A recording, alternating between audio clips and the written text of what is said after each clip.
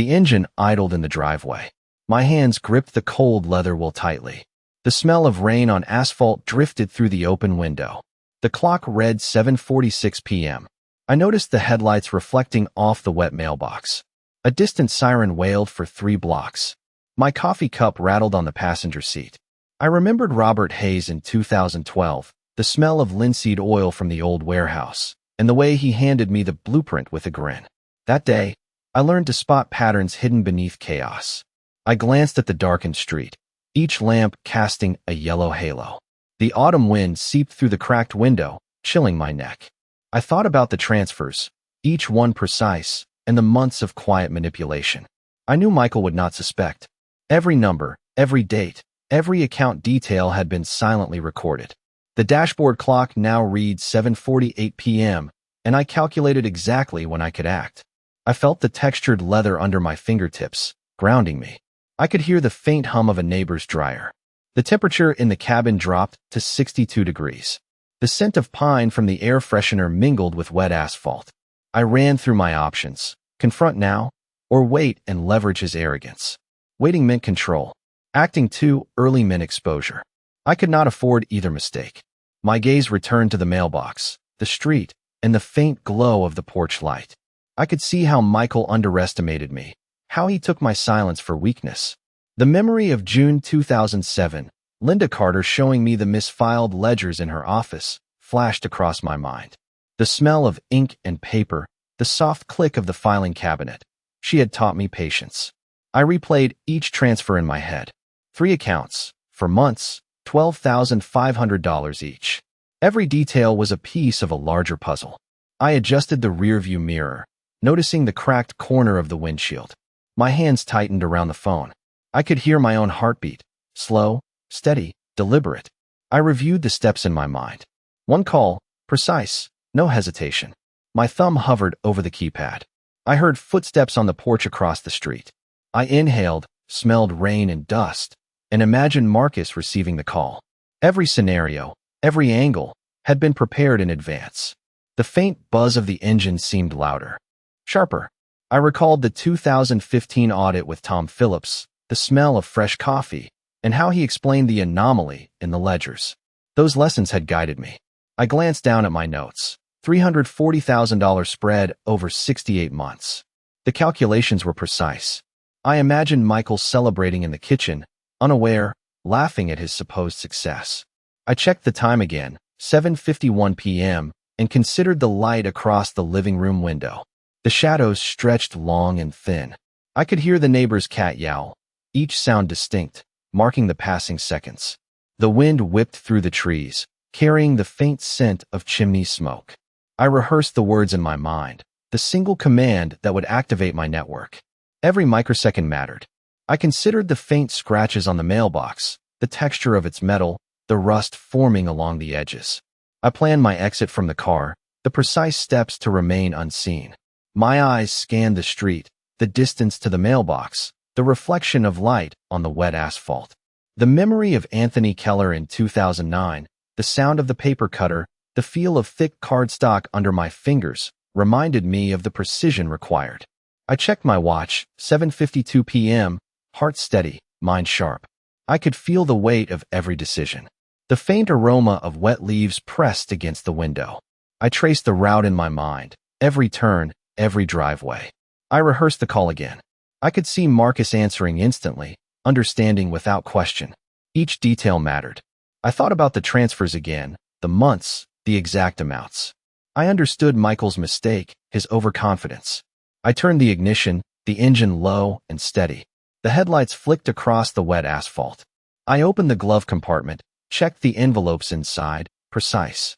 I glanced at the phone, black, 350 grams, screen small. The memory of Claire Benson in 2011, the smell of old books in the library, the way she handed me a ledger, informed my strategy. I breathed in, tasted the cool night air, and mentally rehearsed every dialogue line. The faint clatter of a trash can lid echoed down the street. My thumb hovered over the send button. The wind rustled the leaves. My heart rate steady, calculation clear. I glanced at the mailbox one last time. I pressed the phone.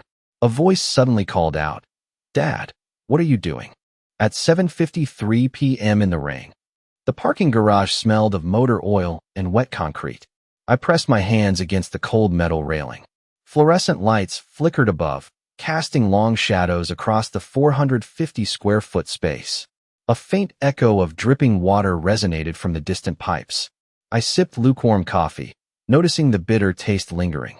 The clock on the wall read 7:56 p.m., and I calculated the seconds until my planned move. I remembered Susan Powell in 2011, handing me the thick binder of audit reports, the scent of printer ink heavy in the air, her voice calm but insistent. That lesson had taught me precision and patience. My eyes scanned the parking lines, each white stripe glistening from earlier rain. I could hear the muffled rev of a car engine 2 levels below. The cool air brushed against my face, carrying a faint scent of gasoline. I checked my watch again, 7:57 p.m., and felt the weight of the decision pressing down. Each dollar Michael had misappropriated replayed in my mind. $12,500, $8,750, $5,000, amounts tallied precisely, each a testament to his overconfidence. I ran through the steps mentally, the timing, the angles, and the exit routes. I knew that every second counted, and mistakes could cost visibility. The faint hum of the ventilation system added rhythm to the tension. I shifted my coffee cup, its porcelain cool and slippery under my fingers. The faint metallic tang of the railing pressed against my palm. I thought about the angles of the stairwell I would take, the distance from the nearest elevator, approximately 32 feet. My mind traced back to 2014, when Timothy Grant had shown me the subtle discrepancies in the warehouse ledgers, the smell of sawdust, and paint a constant reminder of vigilance. That memory guided my calculations now. The lights above flickered again, each pulse casting fleeting shadows across the concrete floor. I rehearsed the dialogue I would need to maintain a calm facade. I checked the phone, black, 350 grams, screen small and unassuming. The envelope inside held a single sheet with Marcus's direct line. Every detail mattered, every microsecond. I took a deep breath, the cold air filling my lungs, the faint scent of wet asphalt creeping in from outside. I could feel the slight vibration of the engine as I idled, 3 blocks of distance to the exit. My eyes caught a crumpled receipt fluttering near a pillar, $340,000 marked clearly. The wind from the garage door whispered faintly through the space. I rehearsed the movements I would take once I stepped out of the car. My thoughts returned to the phone call I would make, one number, precise. I imagined Marcus listening, understanding immediately, executing without question. The faint echo of my footsteps on the concrete seemed amplified. I considered Michael's overconfidence, his assumption that I remained unaware, and the arrogance that would soon betray him. I calculated, anticipated, and reviewed my exit strategy.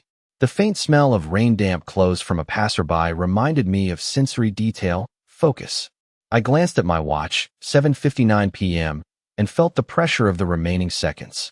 I rehearsed each movement in my mind, each step measured, calculated. The fluorescent buzz above added a sense of urgency. I scanned the empty parking rows, the damp streaks on the floor, the scattered tire marks. The weight of anticipation pressed on my shoulders, steady, deliberate. My gaze returned to the phone and the single sheet. The envelope trembled slightly under my thumb. I checked the distance to the exit, 48 feet from my current position, and traced the path I would follow. I considered the wind outside, the humidity at 65%. The faint hum of ventilation punctuated the silence. I rehearsed the dialogue lines silently, each measured, controlled. I envisioned Michael celebrating earlier, unaware, thinking victory was his. Each dollar stolen, each misstep, all recorded meticulously.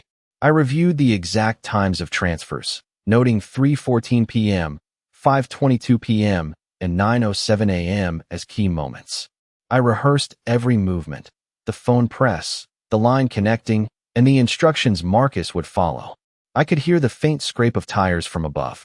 I noted the texture of the concrete beneath my shoes, the cool dampness seeping through the soles. I calculated the echo of voices should anyone approach, ensuring discretion. I considered the glare from the lights reflecting off puddles. I could hear the faint hum of electricity through the fluorescent tubes. I rehearsed the exact wording of the call, imagining Marcus's calm response. My eyes scanned the garage for any surveillance cameras. I noted the approximate 14-foot height from the floor to each camera lens. Every scenario, every angle reviewed, nothing left to chance. I visualized Marcus receiving the instructions precisely at 8 p.m., executing seamlessly. My hands felt steady, my mind clear. I rehearsed my exit, noting the exact distance to the stairwell, 22 feet. The faint scent of motor oil reminded me of previous lessons learned with Timothy Grant. I noted the slight creak in the stairwell, 6 steps before the turn. My mind ran over the exact numbers. $340,000 total, 68 months, $5,000 average per month. I rehearsed my next movement mentally, every second calculated. The envelope and phone were ready. I inhaled deeply, the cool air sharpening focus. I glanced at the stairwell again, noting the shadow lines. I pressed the phone gently, the line connecting instantly. A notification popped up on the screen. It read, "Anthony, Michael's account shows $12,500 withdrawn today at 3:14 p.m. The engine purred as I drove through the dimly lit streets. Headlights cut through fog at 8:03 p.m. The wet asphalt smelled sharply of gasoline and wet leaves. My fingers tapped the steering wheel, feeling every groove. I remembered Carl Jenkins in 2013, the faint scent of varnish in his office, and the way he slid the ledger across the desk with a sly grin. That day had taught me to notice subtle discrepancies immediately. The hum of the tires against the road was steady. I took a deep breath, cold air filling my lungs, and traced the route to Marcus's apartment. Neon signs flickered on the corner, orange and white hues bouncing off rain puddles. I could hear distant sirens and muffled conversations 3 blocks away. I calculated the distance from my car to the lobby entrance, 125 feet, noting every possible surveillance angle. I reviewed the exact amounts Michael had withdrawn in the last 68 months. $340,000 total, $5,000 per month, $12,500 on March 14th, precise and deliberate. I rehearsed the instructions in my mind. The faint aroma of wet concrete and exhaust mixed in my nostrils. I could feel the slight chill of 60 degrees on my neck. My eyes darted to the elevator bay, the steel doors reflecting the dim light. I remembered Linda Matthews in 2010, the faint scent of coffee, and the way she explained the subtle differences between transactions in the old bank account. That memory guided me now. I pressed the button for the 3rd floor and listened to the soft click. The elevator hummed, the fluorescent light flickering every 2 seconds. I rehearsed my lines, keeping them calm, deliberate, unassuming. "Are you sure he left this behind?" Marcus asked, voice low. "Yes, every amount is here," I replied softly. "I don't want to touch anything until you say so," he said.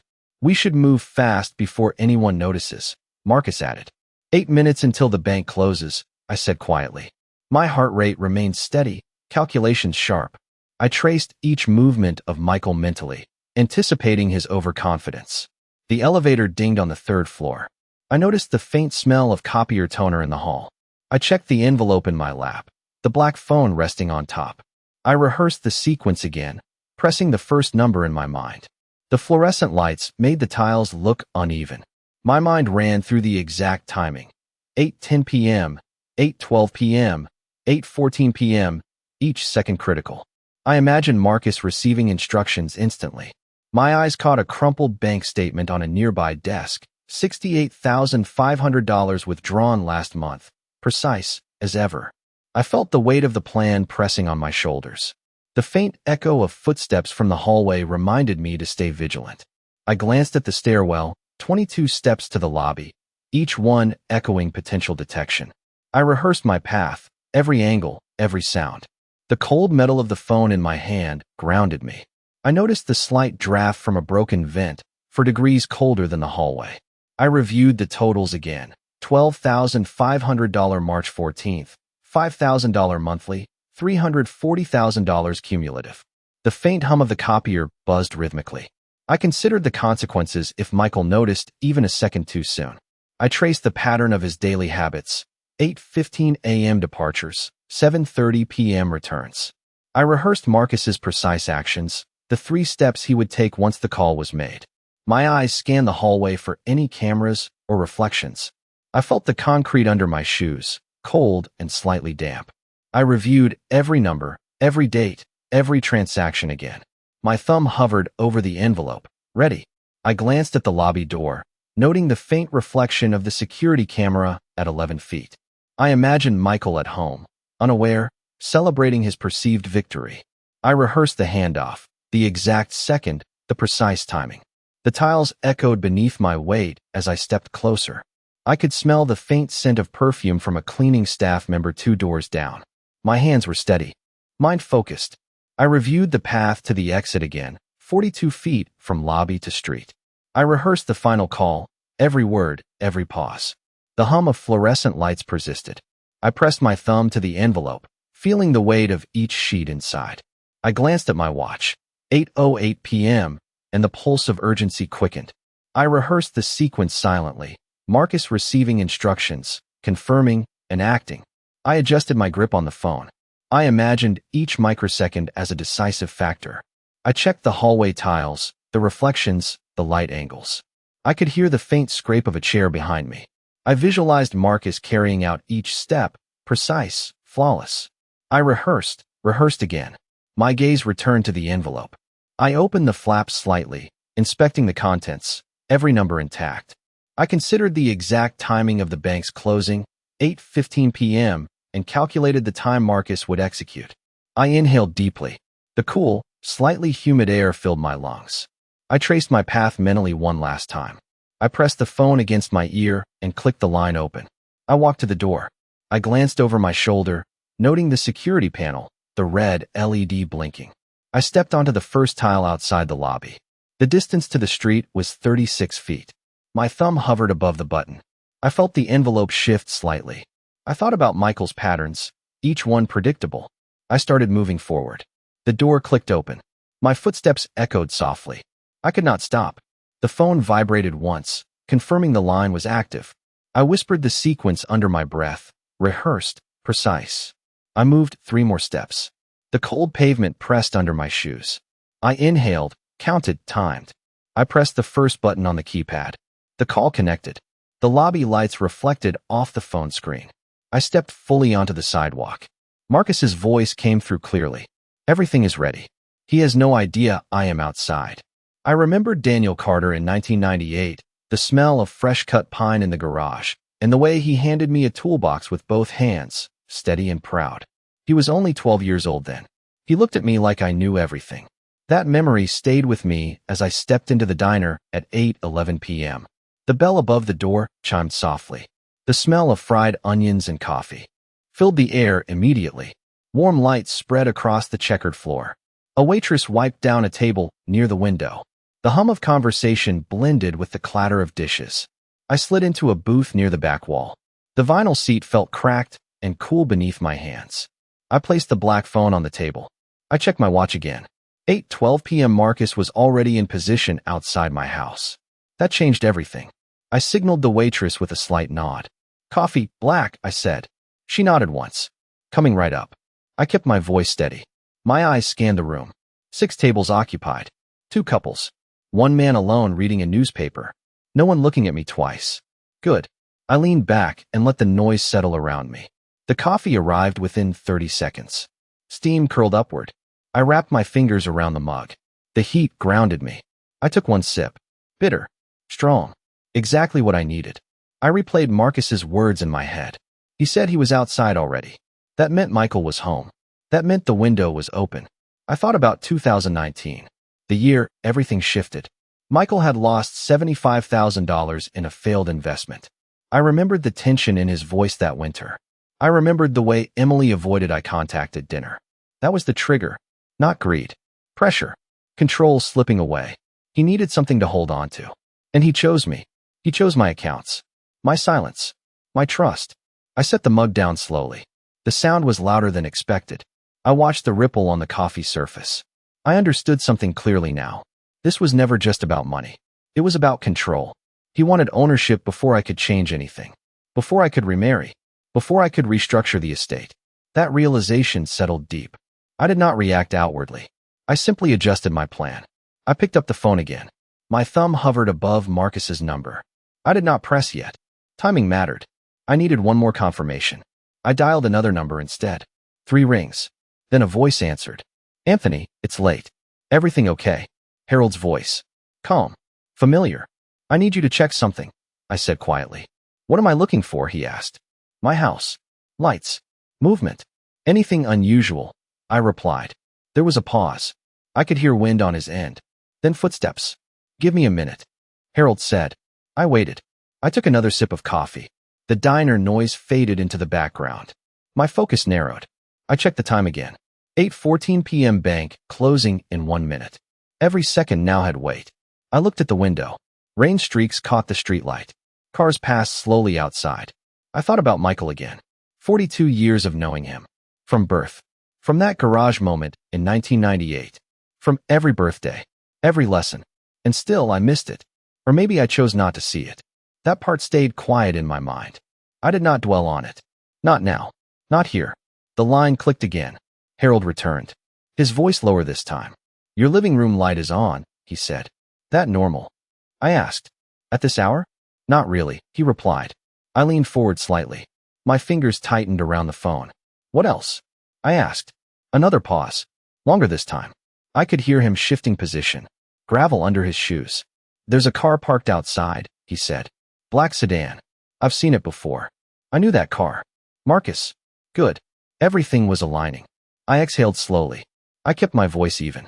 Anyone else? I asked. Silence. Then a breath. Yeah, Harold said.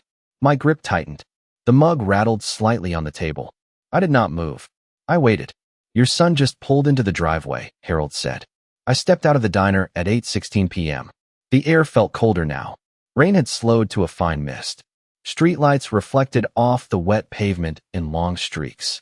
I walked 27 feet to my car. The handle felt slick under my fingers. I opened the door and slid inside. The leather seat was colder than before. The faint smell of old coffee lingered in the cup holder. I started the engine. The dashboard clock blinked 8:17 p.m. I placed the phone on the center console. My hand hovered over it. I did not move yet. I needed to see the full picture. I remembered Evelyn Brooks in 2006. The scent of lemon polish in her office stayed with me. She had looked at a balance sheet for exactly 14 seconds. Then she said one sentence. Follow the timing, not the totals. That lesson stayed with me now. I checked the street ahead. 2 cars passed. Headlights cutting through mist. I could hear tires hissing against wet asphalt. I pulled out slowly. My house was 1.2 miles away. 6 turns. 3 stop signs. I knew every inch of that route. I pressed the speaker button. Harold was still on the line. Where is he now? I asked quietly. He went inside. Front door. No hesitation, Harold said. Lights changed. I asked. Kitchen light just turned on. Living room still on, he replied. I nodded, even though he could not see me. Stay where you are, I said. I am not going anywhere, Harold answered. I ended the call. I drove past the first stop sign. 8:18 p.m. My mind ran through the sequence again. Marcus outside. Michael inside. Emily likely there too. 3 people. 1 house. 1 mistake already made. I thought about Michael again. Not as a son. As a variable. He had known me for 42 years. He had studied my habits. He had learned my silence. He had mistaken it for weakness. That was his error. I turned left. The tires slid slightly on wet paint. I adjusted the wheel. I reviewed the numbers again. $340,000 over 68 months. $12,500 withdrawn today at 3:14 p.m. That was not random. That was escalation. He was accelerating. That meant pressure. That meant something had changed recently. I needed to identify it. I passed the second intersection. 8:19 p.m. The street grew quieter. Fewer houses. Less light. I could hear the engine more clearly now. Low. Steady. Controlled. I thought about the timeline. 2019. Loss of $75,000. That was the trigger. Emily's pressure. The threat of losing control. He did not just want money. He wanted position. Authority. Ownership before I could change anything. That realization settled deeper now. I was not dealing with theft. I was dealing with intent. I slowed near the 3rd stop sign. I could see my street ahead. Dim, familiar. I parked 2 houses away. 86 feet from my front door. I turned off the engine. Silence filled the car. I could hear distant whine through trees. I stepped out slowly. The pavement was slick under my shoes. The air smelled like wet leaves and chimney smoke. I walked along the sidewalk. Each step measured. I kept to the shadows. I could see my house now. Lights on. Exactly as Harold described. A black sedan parked across the street. Marcus. Good. I reached the edge of the driveway. 24 feet from the front door. I stopped. I did not rush. I observed. Kitchen light bright. Living room dimmer. Curtains partially drawn. I could see movement inside. 2 figures. Maybe 3. I stepped back slightly. I pulled out the phone. My hand was steady. My mind was clear. This was the moment. I analyzed the situation again. Michael inside. Confident. Unaware. Marcus outside. Ready. Harold watching from distance. All variables aligned. I did not need more time. I needed precision. I tapped the screen. Opened the banking app. I entered the secure code. 6 digits. Deliberate. The account loaded. I saw the balance. Then I saw something else. A new transfer. Pending. Scheduled. I leaned closer to the screen. The amount was larger than before. The timestamp read 8:05 p.m. My breath slowed. My focus sharpened. This was not routine anymore. This was escalation beyond pattern. I understood what had changed. He was no longer testing limits. He was executing the final phase. My thumb hovered over the confirmation button. I did not hesitate. I pressed it. The system processed instantly. The screen refreshed. Then a new notification appeared. Scheduled transfer of $68,500 set to complete at 8:30 p.m. to account ending in 4421. I stepped into the old storage loft at 8:24 p.m. The air smelled faintly of sawdust and varnish. The single overhead bulb flickered, casting harsh shadows on the wooden beams. I could hear the creak of boards under my shoes. The temperature hovered near 58 degrees. I remembered Martha Sinclair in 2009, the scent of lemon polish on her desk, and how she handed me a detailed ledger with exact numbers, saying, "Every figure matters." That memory guided my method now. I placed the black phone on a crate. The envelope inside felt rigid. I opened it slightly, checking the paper. Every number aligned. Every date confirmed. $5,000, $12,500, $68,500. Marcus's instructions were clear. I inhaled the dusty air, thought through each step.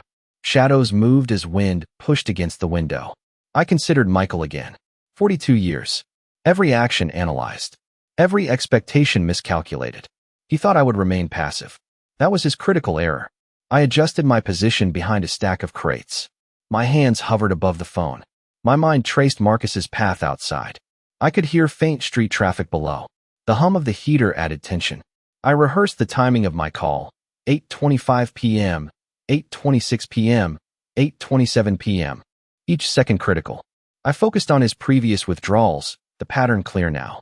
I adjusted the angle to see the living room window partially. I whispered to myself, calculating. Proxy line active. Michael on the phone to Emily. He did not know I could hear. I moved $12,500 again today, he said.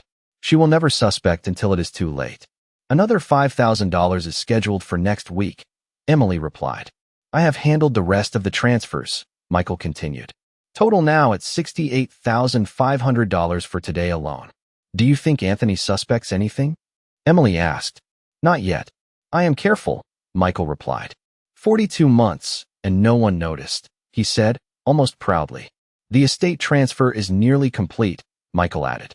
I have accounted for every account, he confessed. $340,000 manipulated in 68 months, he said. I froze, absorbing every number.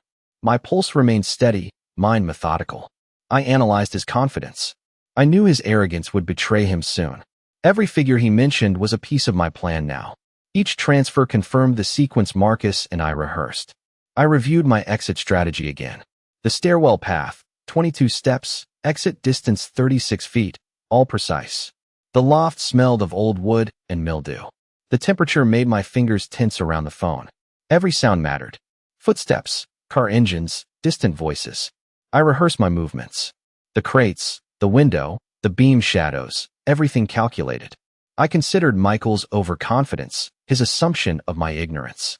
I thought about the lessons from Martha Sinclair, the ledger, the precise numbers. Those lessons turned crucial now. I pressed the phone slightly, confirming line active.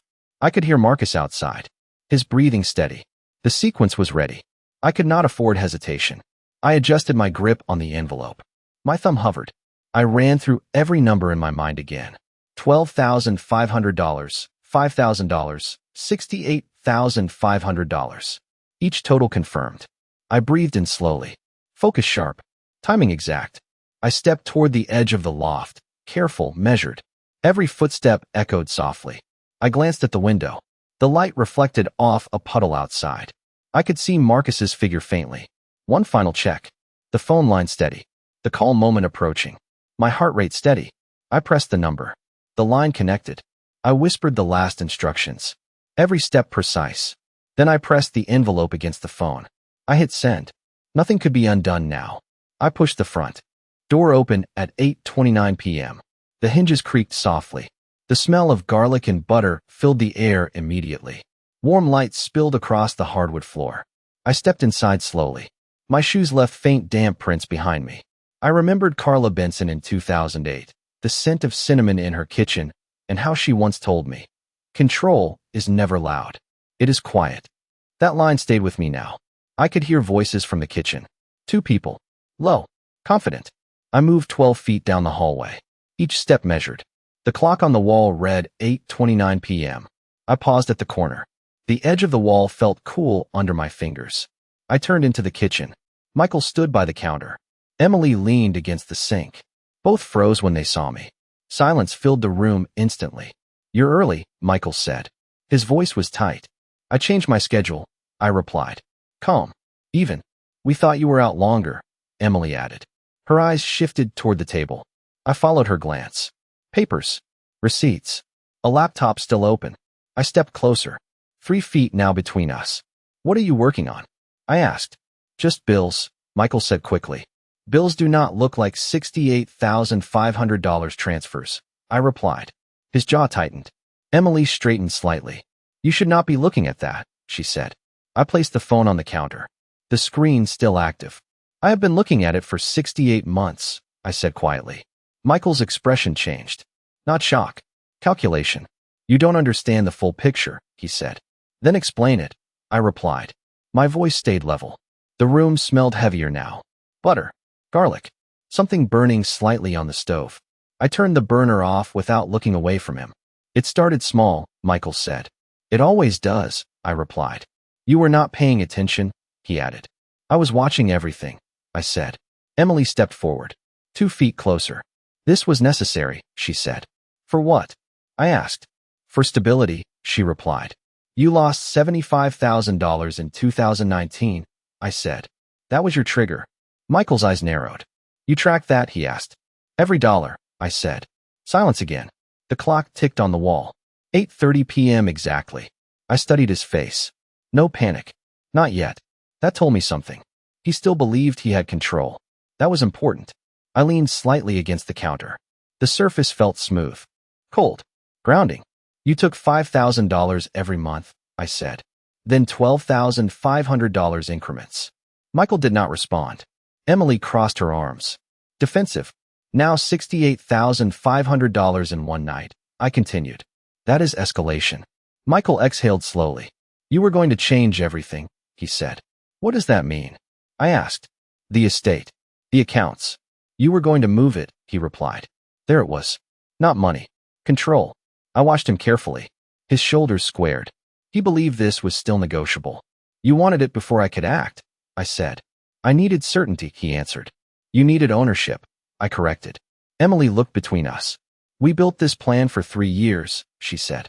3 years and 4 months, I replied. She went quiet. That number landed. I stepped closer. 1 foot now between us. "You misread one thing," I said. Michael tilted his head slightly. Curious. Not afraid. "What?" he asked. I held his gaze. Steady. Measured. I felt the weight of every second. Every number. Every decision. I had already moved the funds. Already activated Marcus. Already closed the window he thought was open. I realized something then. Not a guess. Not a theory. A fact. Michael was not reacting to what I said. He was waiting. Waiting for a confirmation that never came. That meant one thing. He did not know the transfer had failed. He was still operating on old information. The balance he thought he had was gone. Completely gone. And he was standing in my kitchen believing he had already won. I entered the study at 8:36 p.m. The scent of polished mahogany, mixed with leather, filled the air. The desk lamp cast a sharp cone of light across scattered papers.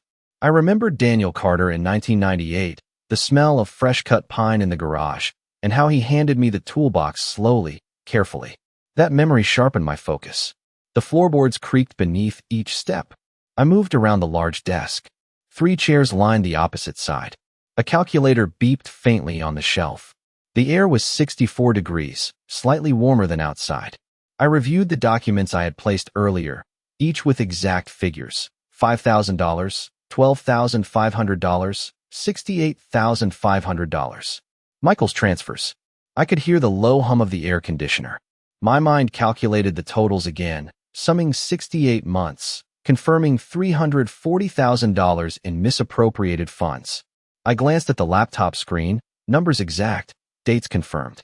Michael stood still. Near the doorway, Emily remained by the counter. Their eyes flicked between the documents and me. You think this stops here? Michael said. Do you really think I am unaware? I asked. I have been careful for 3 years, Emily said. And you? I pressed. Every move, every calculation, accounted for, Michael replied. You tracked all of this? I asked. Naturally, he said. I had to protect what I believed was mine. You believed wrongly, I said. $12, $500, $5,000, and $68,500 all today, I continued. And that is just one sequence, Michael added. Do you understand the scale? Emily said.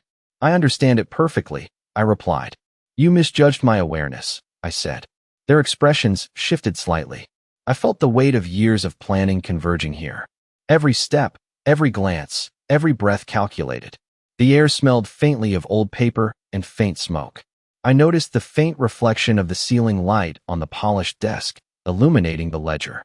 I thought about the sequence Marcus had executed outside. Each transfer locked, each notification delivered. Michael believed control remained. That belief was his weakness. I analyzed Emily's stance, every subtle movement. Defensive, hesitant, calculating. I felt grounded. My thumb hovered above the final envelope. The numbers confirmed the network had executed precisely. Each figure, each date, each dollar reinforced my plan. I glanced at the clock. 8:38 p.m. Each second mattered. The hum of the air conditioner added rhythm. I ran through my mental map of the estate transfers, tracing accounts, totals, dates. I calculated the 3-minute window for Marcus to verify completion. I stepped closer to the desk. Michael shifted. I did not break eye contact. Emily's jaw tightened. I reviewed each sequence silently. $5,000 monthly, $12,500 increments, $68,500 final adjustment. Each number solidified my advantage. I leaned on the edge of the desk slightly, feeling polished wood under my palm. I rehearsed the final action. My mind clear, pulse steady. I reviewed Michael's assumptions. 42 years. He assumed ignorance. That was the flaw. I adjusted my position. Checked the window reflection. All clear. The faint scent of candle wax from a previous dinner lingered. I considered the shadows, angles, distances. 3 feet from Michael. 5 steps from Emily. I inhaled. Every muscle ready. I could see the pattern of light on the floor, the reflection across the ledger pages. The moment was precise, calculated. I reached toward the envelope. Thumb over the flap. One motion to confirm everything. All prior actions aligned. Every figure executed as planned. My pulse steady, breath measured. I lifted the envelope. Paused. Michael shifted again. Emily adjusted stance. I pressed the flap against the desk. Held it firmly. Nothing could change the alignment now. My decision complete. I exhaled. I straightened, eyes forward, and slid the envelope across the polished surface. The paper stopped at Michael's side. He picked it up, unaware of its content change. I stepped back, observing.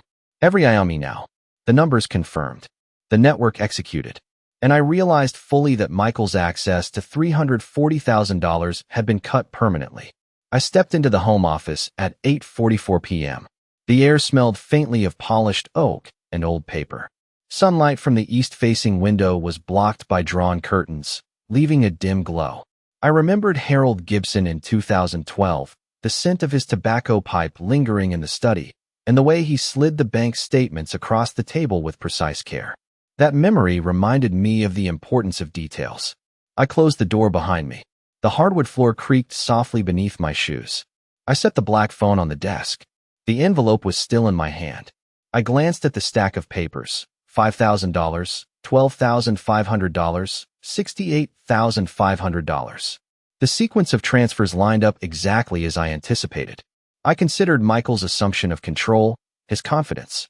I could feel the weight of decades of planning in my chest, each breath deliberate. The desk lamp cast sharp light on the ledger. I leaned over, reviewing every column, every date, every sum. 3 computers hummed quietly in the corners. I observed the reflection on the polished desk, noting angles and shadows.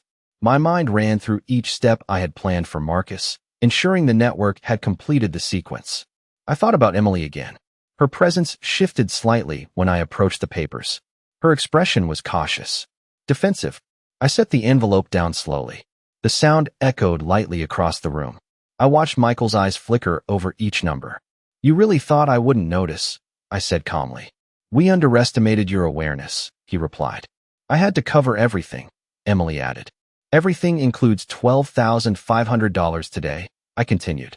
"And $5,000 yesterday," Michael said. $340,000 total over 68 months, I reminded them. "It was never about the money alone," I said. "It was about control," Emily said quietly.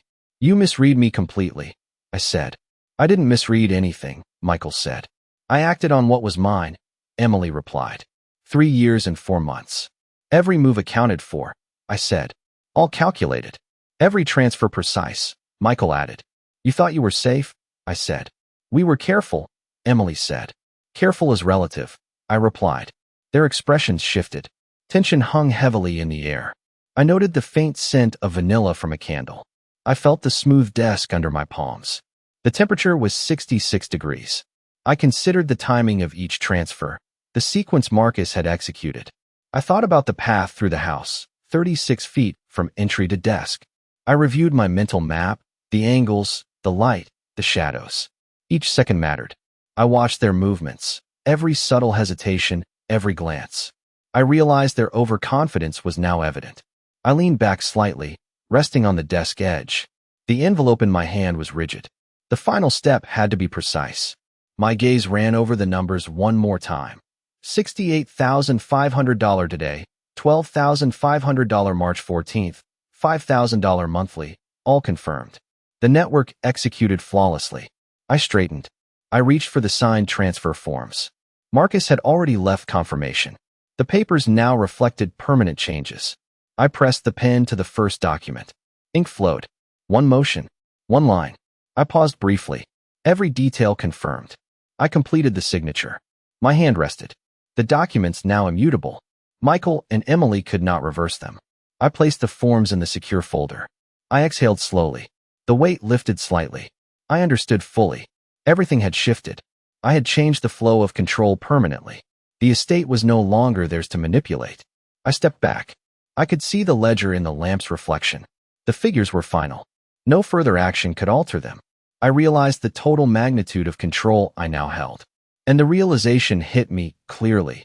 Every account, every transfer, every dollar, $340,000, was secured beyond their reach, and their plans had failed completely. I stepped onto the veranda at 8:52 p.m. The air smelled of damp grass and evening rain. A soft wind moved the chimes, their metallic tones ringing faintly. I remembered Thomas Ellison in 2014, the faint scent of coffee in his office, and the way he slid the balance sheets toward me with precise care. That memory reminded me to observe every detail carefully. I sat on the wicker chair, feeling the rough texture under my palms. The sunset cast a warm orange glow across the horizon. I thought about the sequence of transfers, $12,500, $5,000, and the $68,500 spike today. Each number represented control. I reflected on the years of planning. 42 years with Michael. 42 years of observing patterns. I could see the overconfidence in his movements. I considered the power of timing, precision, and patience. The faint scent of wet wood drifted from the railing. The distant sound of a dog barked 3 houses down. The air temperature was 62 degrees. I ran through the events in my mind. Each step Marcus had taken outside. Each transfer he confirmed. I could feel the weight of the strategy unfold. I sipped my coffee. Bitter, 180 degrees, perfect for focus. I looked down the driveway. The streetlights reflected off puddles. Shadows stretched long and thin. I realized fully the breadth of control now in my hands. Every account, every transfer, every $340,000 secured. Michael could not access a single dollar without detection. The tension lifted slightly.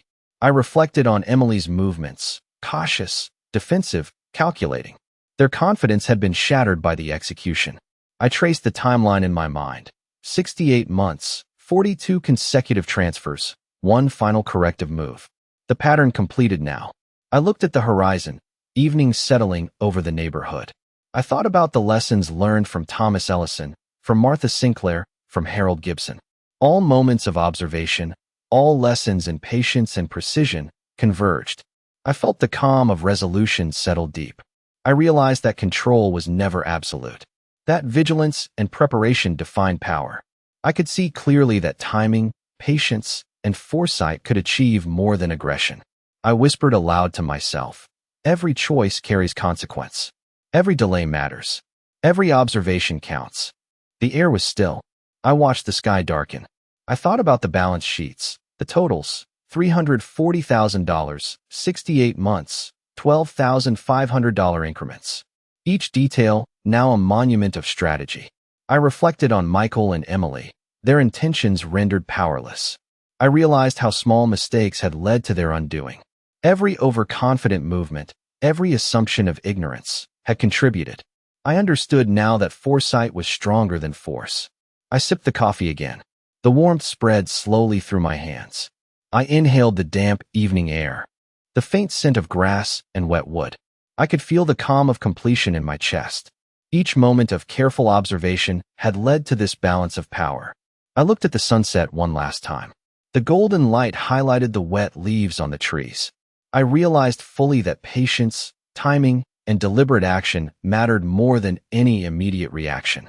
I leaned back in the chair, letting the warmth of the coffee, the cool of the evening, and the silence of the street merge. I closed my eyes briefly. I understood that knowledge, precision, and patience were the true currency of control. I watched the stars begin to appear. The night was quiet. I thought about the long view, the decades of observation, the 68 months of transfers, and the $340,000 that now symbolized ultimate oversight. I whispered again. Control is earned slowly, defended deliberately, and respected inevitably. I exhaled completely, and I realized finally that power, patience, and awareness always surpass haste, impulsiveness, and assumption. All actions leave traces. All choices determine outcome. Every observer eventually sees the truth.